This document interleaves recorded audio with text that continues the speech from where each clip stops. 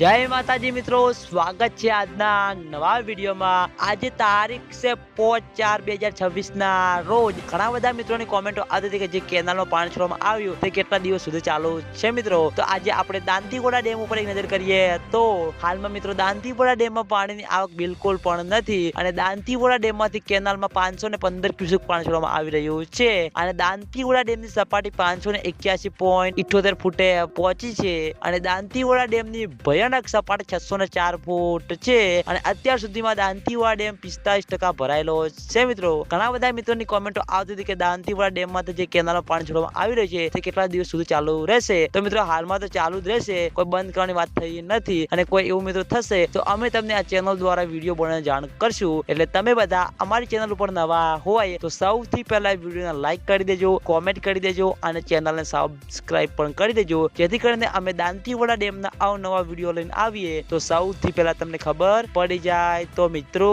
જય માતાજી।